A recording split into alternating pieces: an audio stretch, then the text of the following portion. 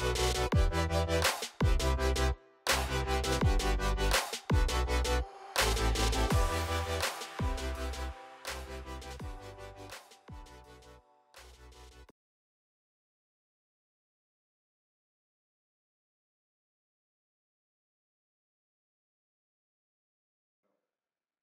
my name is Denise Dumouchel. I'm the Executive Director here at BARN, the Bainbridge Artisan Resource Network, which is a makerspace on Bainbridge Island just across the water, the Puget Sound from Seattle. And I'm here to talk about makerspaces, a little bit about their history and how they are being used across the country by people starting careers, either to obtain certificates in particular skills or to launch their own business and become entrepreneurs.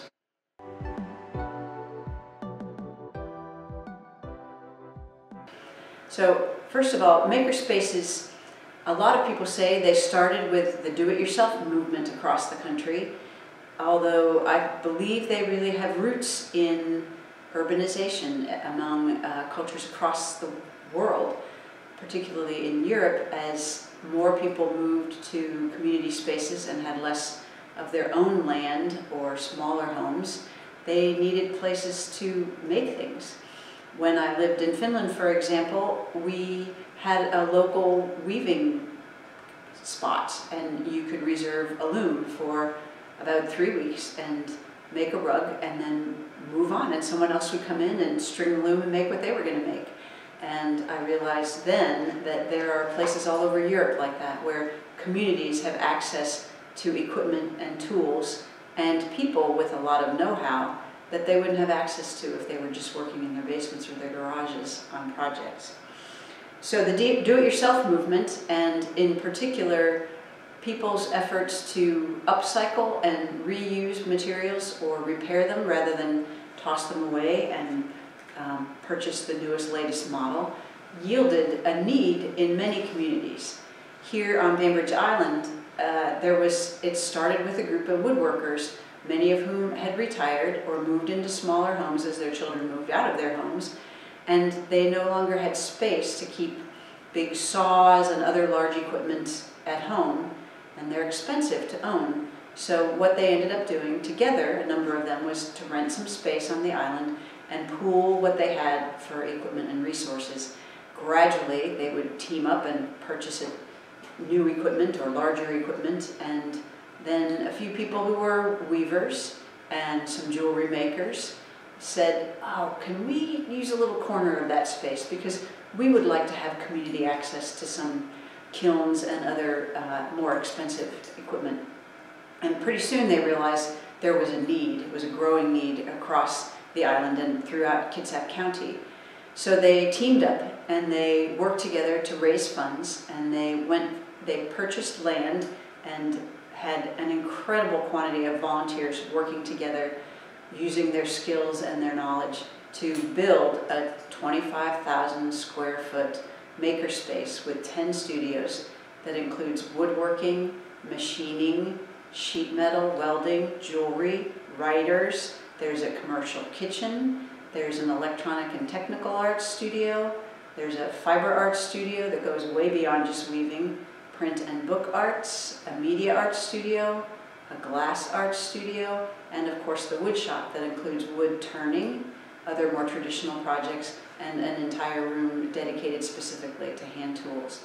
So that's what BARN is. It's what a makerspace is, but when you look at the idea of an artisan resource network, it's not just about the resources of the tools. It's also about the people who have the knowledge and the skills, and they can share it with one another. My original vision of what that was an elder who had spent 30 years making tables and chairs and furniture of other types, teaching young people. But what I've realized is that sometimes it's a 12-year-old showing an 80 or a 60-year-old how to do something on the computer, or a new trick they've learned with weaving. So it goes back and forth. It's intergenerational, and they're resources for one another in addition to the equipment.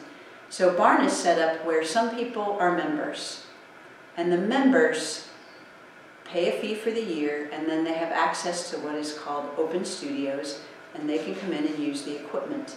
They also get a discount on the classes, and the learning space aspect of this makerplace is a growing aspect of what we do. We offer classes in all the studios in a variety of skills, and in setting up a project that sometimes crosses over in studios. For example, we have a class where people learn how to make a pizza peel, a big sheet metal thing with a wooden handle. So there's some woodworking and some machining and sheet metal skills, and then they go to the kitchen and they make their pizza and pull it out of the oven on their pizza peel. So there's a lot of inter-studio activity in growing ways as people take on more complicated projects. The other aspect of Barn as a resource is that we provide a lot of community service, and that's an aspect of makerspaces that has become really apparent in this era of the COVID-19 crisis. We have people in our kitchen volunteering their time or donating money in order to be able to provide meals for people who are food insecure due to loss of employment. We have people in our fiber art studio who are making masks by the hundreds. They've made thousands now and provided them to emergency caregivers, hospitals, local stores, and the senior center, child care places, etc., etc. And our electronic and technical arts people are using their 3D printers, not only here in the building, but some of them have 3D printers at home, and they're making connectors and other parts for PPEs as well as face shields, and those are going out by the hundreds and thousands as well to help provide protection, especially for emergency care workers. Our woodshop built a critter-proof container that our local food bank can use to leave food outside the building for people who might be seeking food at a time of day when there aren't any people there to open up the doors into the building. So it goes on like that, all kinds of community service projects happening in response to the current emergency. So Barn and other makerspaces are becoming resources in ways that nobody really anticipated, although we were providing a lot of community service projects for people around the Kitsap area before the crisis. The last part about this is how Barn or another makerspace, and there are makerspaces across the country and including several in Washington State, can provide an opportunity to launch a career. Maybe it's a second career, maybe it's coming out of working in the military, retiring from the military, or finishing a tour of duty. And maybe it's just someone who's finished high school and really doesn't see the value of spending the money needed to get a college education until or unless they find a direction they want to take that needs that kind of education. We offer certificate programs in jewelry making that sets a person up to become a advanced jeweler's apprentice in the field of jewelry making, which sounds a little obscure, or it did to me initially, until I learned that in the 1980s and 90s, jewelry making left the United States and went overseas because of the cost of labor and access to materials. And a lot of people stopped trying to make a career in jewelry. The people who stayed with it are now reaching an age of retirement, and they can't find people to replace them, just as there is a new emphasis on purchasing more locally. And so there are a lot of places that make jewelry and other things like glass arts and other art pieces that are looking for skilled craftspeople, not necessarily advanced in their career, but with an understanding of safety and the use of basic equipment so that they can continue their business as some of their jewelry makers or other craftspeople age out. So the certificate is helping them, as well as some people. We're working toward certificates in some of our other studios, and woodworking is next.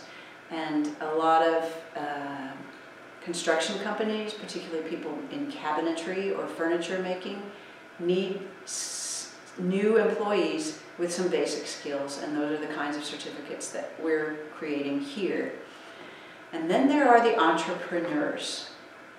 Barn and other makerspaces provide the access for reasonable prices per year to the kind of equipment that a person can't buy when they're starting a career or they're launching a new business and they're not totally certain yet they're going to make it. If they have access to the equipment and the people who can help them troubleshoot the skills they're not quite ready with, they can really launch a career. And because that's becoming an aspect of our demographics here at Barn, we're beginning to offer classes as well in what does it take to start a business, and access to folks who have done such a thing. So we have people in a number of our studios who were novices in jewelry making or glass arts or print, who are now beginning to either supplement or completely provide the income they need through the work that they're doing as entrepreneurs. So it's not just access to the equipment, but also to the human beings who have experience and knowledge and can point them to connections in the community with other artists or organizations that are seeking people with the skills that they want. So when you hear makerspace and learning place and you think about a resource network, it goes beyond just, oh, here's a place where I can learn how to carve spoons or weave a rug to give to my aunt for Christmas or another holiday. I can also consider this place a place to build community, make new friends, and also possibly, if that's my ambition, launch a new career.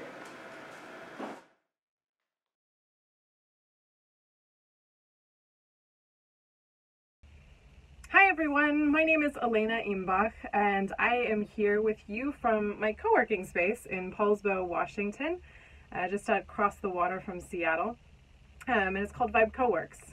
And if you are like a lot of people, you might just be discovering the world of co-working. It might be the first time you've heard of it.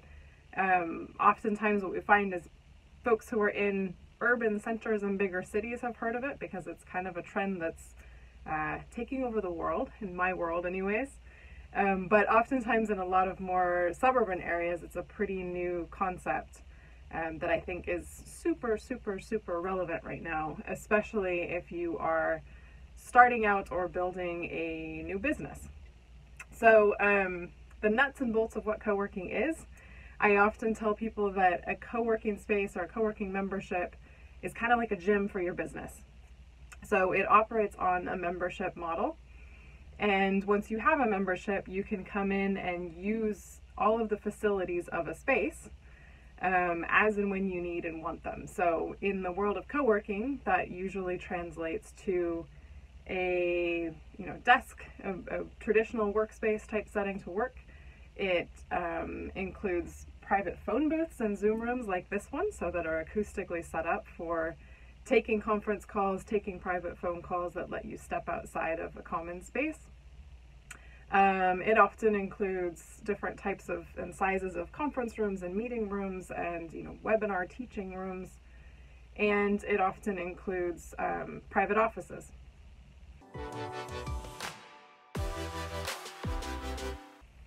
Of course, we launched Vibe Co-works pre-pandemic times. And it's interesting because when I look back to our original business plan and the problems that we were trying to solve and the solutions that we were building for, a lot of those are just as relevant in now, pandemic and post-pandemic times as they were then. So some of the things that we were, looking at and feeling ourselves as a lot of entrepreneurs and startup folks was the loneliness factor, feeling like you're trying to do something really big and really hard and you don't necessarily have a supportive community to turn to. You don't necessarily have, a boss or employees or staff members to turn to brainstorm.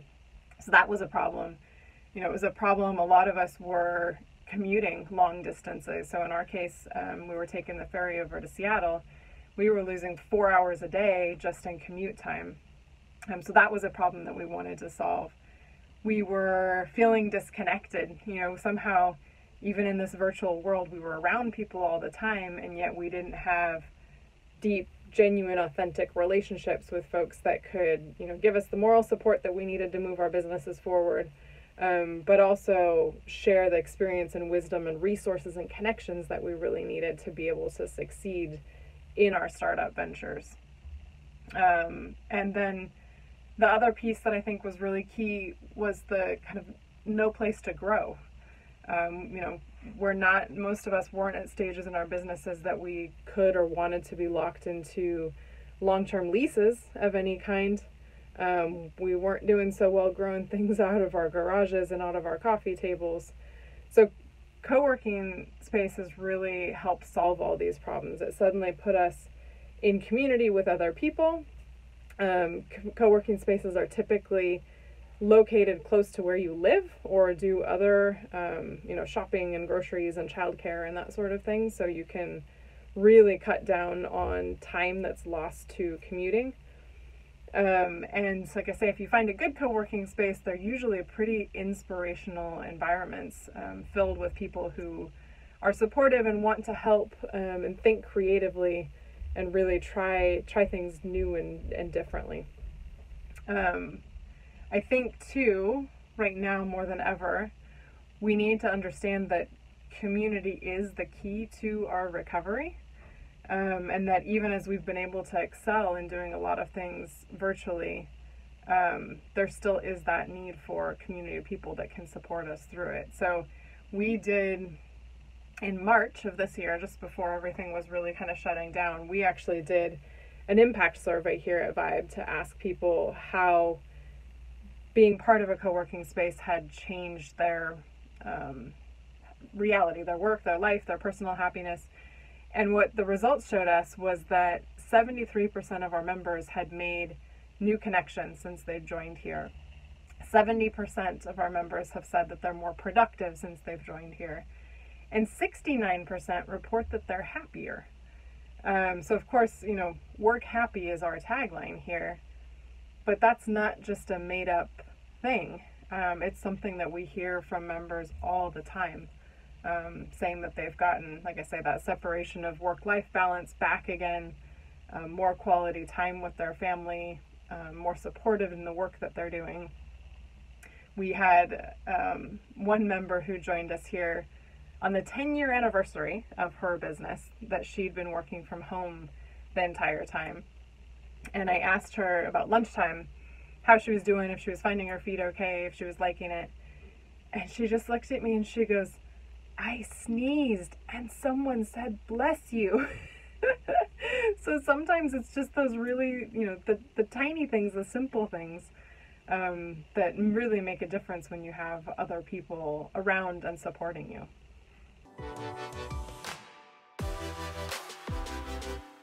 A few other things that I think are really interesting out of this impact survey that we ran is that our members say that since joining a co-working space, they feel more focused, they've made new friends, and they feel less stressed. And I think now, especially, these last months and the foreseeable future, unfortunately for now, feels super, super stressful. So the fact that, the focus, the friends, and the lower stress are something that people very clearly identified as being a benefit of being part of a co-working community seems, especially important right now. I really just can't underscore enough the importance of having a good network. And I'm not talking about, the cheesy force, like I'm going to go to a networking event and push my business card on everyone type of networking. In fact, our space here, and I would say any good co-working space generally has a pretty strict no sell zone rule, meaning if you come around pushing your business card, I'm going to politely show you the door. At the same time, the networking and the relationship building happens really organically and really naturally in co-working spaces. And when, again, this impact survey that we ran, we asked people, how often have you referred, partnered, or hired with other Vibe members here at Vibe Coworks?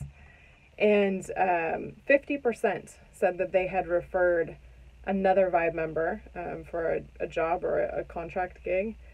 36% had partnered with a fellow Vibe member, and 13% had themselves hired another Vibe member for a project that they were working on. So I think those types of numbers, they speak for themselves. They show you how important a network a good co-working space can be, which is especially helpful if you're just starting out in your business or in your idea and you need to find clients, customers, resources, funding, lawyers to review contracts, etc.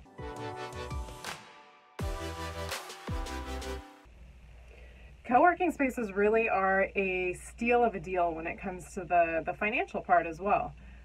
So here at Vibe, we have 5 different levels of membership, the lowest of which is $30 a month, and the highest of which is $415 a month. And then we also have private offices, which is a little different setup.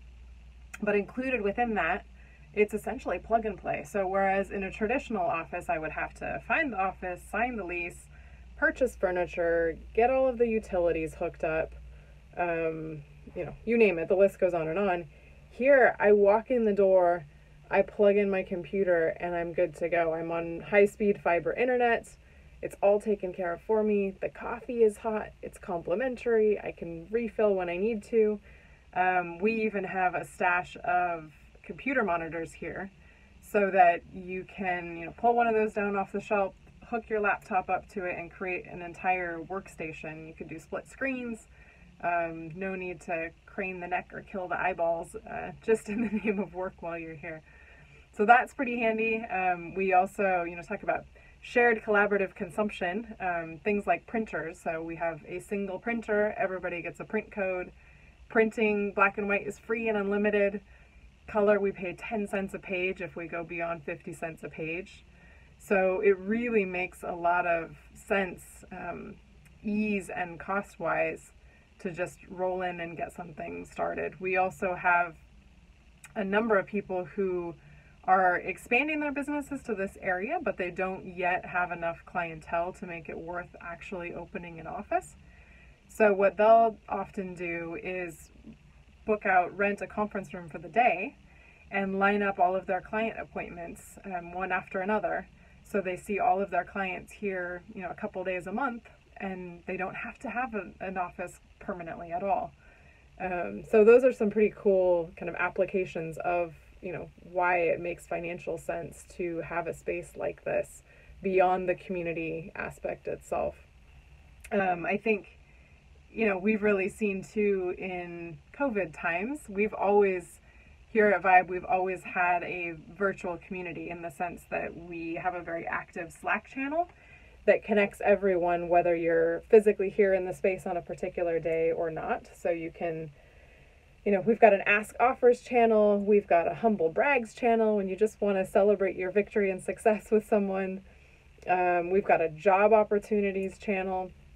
So all of those things have been really useful on the day-to-day anyways. And now, as COVID-19 hit, that community has become even more vibrant. So it's been a real lifeline to, we've been doing virtual work sprints, we've been doing virtual mastermind sessions, mentoring, ask me anything hours. So the social and professional skills support that you get, whether you're here in person or virtual, is a real bonus too. So I'd say, in all, a good co-working space, you've got, mentoring support if you want it. You've got help with finding connections to capital if that's what you need. There's opportunities for educational training, whether you want to teach something or learn something. And there's opportunities for technical assistance too. So it goes far beyond just the physical space of plug and play.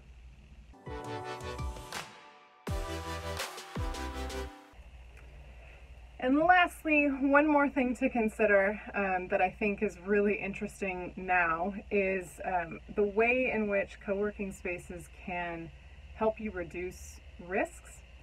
So if you're at a stage with your company or your startup, or you're making plans for the growth of it as you scale, we're finding that there's a real shift away from traditional offices where you have entire teams at one location. And instead, what companies are doing is is using co-working memberships, allowing their staff members to find a co-working space that's close to where they live, that they like, that's a good culture fit for them, and work from there instead.